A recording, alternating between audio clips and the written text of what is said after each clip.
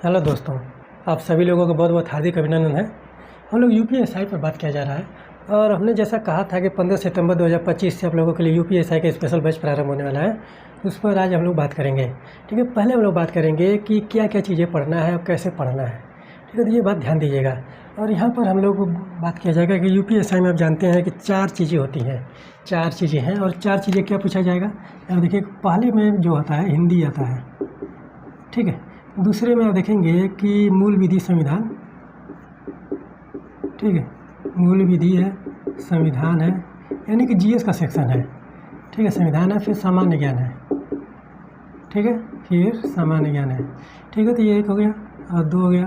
और तीसरा क्या है, और देखेंगे कि मैथ है, यानी कि गणित हम लिख देते हैं, मैथ है। और चौथा जो है, और देखेंगे कि रीजनिंग है। ठीक है, रीजनिंग है। ठीक है, तो यहाँ पर सबसे 40-40 प्रश्न पूछे जाएंगे। सबसे 40-40 प्रश्न जो है प्रश्न पूछे जाएंगे, तो यहाँ पर ध्यान दीजिएगा। और सबसे ज़्यादा वेटेज जो है मूल विधि संविधान का माना जाता है जीएस के सेक्शन में। ठीक है, तो हम लोग हिंदी पर बात किया जाएगा, संविधान हो गया, गणित हो गया, रीजनिंग है, इस पर हम लोग बात करेंगे। ठीक है, तो यहाँ पर ध्यान दीजिएगा कि ये 4 चीज़ें जो हैं 160 प्रश्न जो है यूपीएसआई में पूछे जाते हैं। और यहाँ पर ध्यान दीजिएगा कि जो सारी चीज़ें हैं सबसे समान प्रश्न लगभग में पूछे जाते हैं, 40-40 प्रश्न। एक बार ध्यान दीजिएगा कि प्रीवियस ईयर के प्रश्न जो है आप लोग सॉल्व करते रहिए। ठीक है, कि एक बुक लीजिए जो सॉल्व पेपर हो और वहाँ पर प्रीवियस ईयर के जो पेपर है उसको सॉल्व करते रहिए, क्योंकि प्रश्न जो है वहाँ पर पिछले प्रश्नों से ही बनाए जाते हैं। ठीक है, जो रिपीटेड प्रश्न होते हैं। ठीक है, एक प्रश्न पूछने का 1000 तरीके होते हैं, लगभग में 1000 तरीके हो गए, किसी भी तरह से घुमा फिरा कर उसको पूछ लेगा। ये बात ध्यान दीजिएगा। इसीलिए जो प्रीवियस ईयर के सॉल्व पेपर है उसको हल करना बहुत ही ज़रूरी है। ठीक है, तो यहाँ पर ध्यान दीजिएगा, सभी विषय के आप लोग प्रीवियस ईयर के पेपर हल कीजिए। ठीक है, तो अब मार्केट में बहुत सारी चीज़ें उपलब्ध हैं, यूट्यूब पर वहाँ पर ऑनलाइन भी देखेंगे कि बहुत सारी चीज़ें उपलब्ध हैं, लेकिन अपने से जो पढ़ेंगे, ठीक है, जो किताब खरीद कर आप लोग पढ़ेंगे वो बहुत ही ज़्यादा महत्वपूर्ण होता है, उससे आप लोग पढ़िए। ठीक है, तो वहाँ पर ध्यान दीजिएगा कि एक प्रश्न पूछने के 1000 तरीके होते हैं। अब प्रश्न पूछे जाते हैं कहाँ से, वो पीछे वाले प्रश्न पूछे जाते हैं, बस तरीका अलग हो जाता है। ठीक है, तो यहाँ पर हम यहाँ पर इस विषय में बात किया जाए कि जो हिंदी है, हिंदी में क्या चीज़ें, हिंदी में 3 ही चीज़ें, यानी कि संपूर्ण हिंदी। ठीक है, एक बार ध्यान दीजिएगा कि जो हिंदी का सेक्शन है पहला वाला, हिंदी में क्या है, संपूर्ण हिंदी, इसमें कोई भी चीज़ छोड़ा नहीं है। ठीक है, यहाँ पर ध्यान दीजिएगा, कोई भी चीज़ छोड़ा नहीं है। जैसे भारतीय भाषा और विकास। ठीक है, तो भारतीय भाषा का विकास कैसे हुआ, मान लीजिएगा जो प्राचीन भारतीय भाषा है तो एक ही मानी जाती है, जैसे कि आर्यों की जो भाषा थी संस्कृत। ठीक है, तो संस्कृत में से यहाँ पर विकास होता है। ठीक है, तो क्या है, संस्कृत। ठीक है, संस्कृत जो है सबसे प्राचीन भाषा है। इसको भाषा इस तरह से मत मानिए कि जो भारतीय संविधान में है अब उस तरह से नहीं, इसको क्या बोला गया है, देववाणी।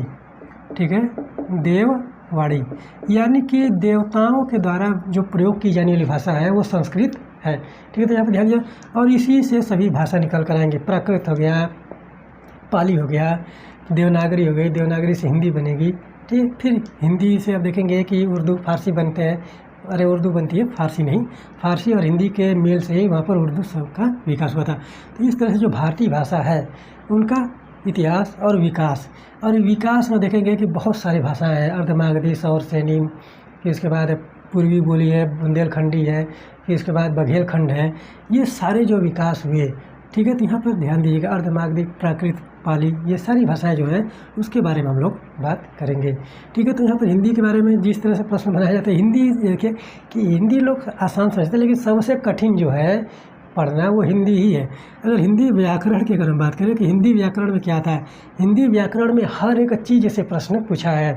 ठीक है, यूपीएसआई में हिंदी के व्याकरण से हर एक चीज़, चाहे कुछ भी, विलोम, समानार्थी, अनेकार्थी, फिर पर्यायवाची, फिर इसके बाद शुद्धि, अशुद्धि, संशोधन, फिर उसके बाद अनेकार्थ के लिए एक शब्द हो गया, शब्दों के लिए एक वाक्य हो गया, फिर उसके बाद संधि, समास, अलंकार, छंद, रस, सब पूछा गया है। ठीक है, यहाँ पे एक बात ध्यान दीजिएगा कि हर एक चीज़ हिंदी व्याकरण में कारक, लिंग, वचन सब पूछा है। ठीक है, तो समय, काल सब है इसमें हिंदी व्याकरण में। तो इसीलिए हम लोग हिंदी व्याकरण से ही शुरुआत करेंगे। ठीक है, हिंदी व्याकरण से ही शुरुआत करें। ये सब छोटी छोटी चीज़ें हैं, हिंदी भाषा और विकास जो है 2-3 लेक्चर में ये हो जाएगा। फिर उसके बाद रचना और लेखन, महत्वपूर्ण के बाद किया जाए मुख्य। ठीक है, मुख्य, रचना और उनके लेखक, यानी कि जो पुस्तकें हैं उसके बारे में, यानी कि ये भी मुख्य होंगे जो प्रमुख लिखा गया है, सिलेबस में जो दिया गया है कि प्रमुख लेखक और उनकी रचनाएं, ठीक है, इस तरह से। तो ये शब्द, ये दो चीज़ें जो है देखेंगे कि भारतीय भाषा और उसका विकास और जो मुख्य रचनाएं, वहाँ पर मुख्य लेखक और उसकी रचनाएं, ये दो जो चीज़ें हैं ये आपके 5 से 6 लेक्चर में पूरा कंप्लीट हो जाएगा। लेकिन हिंदी व्याकरण की अगर बात करें, इसको लेकर चला जाएगा और सबसे महत्वपूर्ण चीज़ है, और यहीं से ज़्यादातर प्रश्न बनाए जाएंगे और यही लंबा जाएगा। करीब इसमें बहुत सारी समय लगेगा, काफ़ी समय लगेगा इसको पढ़ने में, हिंदी व्याकरण के। तो जो छोटी चीज़ें हैं उसको हम लोग थोड़ा बाद में देख लिया जाएगा, क्योंकि ये थोड़ा सा ईजी भी होगा व्याकरण से, ठीक है। तो भारतीय भाषा और विकास जो है, और रचना और लेखक जो है, ये थोड़ा सा ईजी होगा व्याकरण से, क्योंकि इतिहास में विकास है तो इतिहास ही पढ़ा जाएगा, तो उसमें बहुत ज़्यादा देखने को नहीं मिलेगा। बस यहाँ पर क्रम बस देख लिया जाएगा कि किस तरह से कौन सी भाषा का विकास हुआ, किस क्षेत्र में हुआ था, ठीक है। तो यहाँ पर ये चीज़ें देख लेंगे तो हम भारतीय भाषा और विकास से वहाँ पर चीज़ें देख लें, वहाँ पर कंप्लीट हो जाए। और लेखक में बहुत सारे लेखक जो है, लेखक तो मान लीजिए कि तमाम है, लेकिन उसमें जो महत्वपूर्ण हो गए, जैसे कि जयशंकर प्रसाद हो गए, मैथिली शरण गुप्त हो गए, सुमित्रानंद पंत हो गए, प्रेमचंद्र हो गए, फिर उसके बाद मोहन राकेश हो गए, ये सारे जो लेखक हैं उनके बारे में बहुत ज़्यादा प्रश्न बनाए जाएंगे। और उनकी रचनाएं जो हैं बहुत सारी, आधुनिक युग की जो रचनाएं, जैसे कि मान लीजिए कि द्विवेदी युग हो गया, हरिश्चंद्र का युग हो गया, फिर उसके बाद छायावादी हो गया, छायावाद उत्तर हो गया, ठीक है। तो आधुनिक काल में जो चीज़ें देखने को मिली थी उनसे हम लोग पढ़ेंगे, उन्हीं से ज़्यादा प्रश्न बनाए जाते हैं। आदिकाल से हो गया, भक्ति काल से हो गया, वो सारी चीज़ें वहाँ से भी पढ़ेंगे, लेकिन वहाँ से थोड़ा सा जो महत्वपूर्ण चीज़ होगा वही देखा जाएगा। और आधुनिक युग में जो चीज़ें देखने को मिल रही थी उसके बारे में हम लोग बहुत ही ज़्यादा पढ़ेंगे, ठीक है। जैसे कि छायावादी युग हो गया, स्वातंत्र्योत्तर युग हो गया, ठीक है। तो इस तरह से जो चीज़ें देखने को मिली थी। तो यहाँ पर ध्यान दीजिएगा कि भारतीय भाषा और विकास और मुख्य रचना और लेखक जो है, इसको हम लोग व्याकरण के बाद देखेंगे, क्योंकि व्याकरण में समझने वाली चीज़ें होती हैं, पढ़ने वाली चीज़ें होती हैं, याद करने वाली चीज़ें होती हैं। पर्यायवाची हज़ारों हैं, कितना याद करेंगे, ठीक है। अनेकार्थों के लिए एक शब्द जो है वो बहुत सारे हैं, तद्भव तत्सम बहुत सारे हैं, कितना याद करेंगे।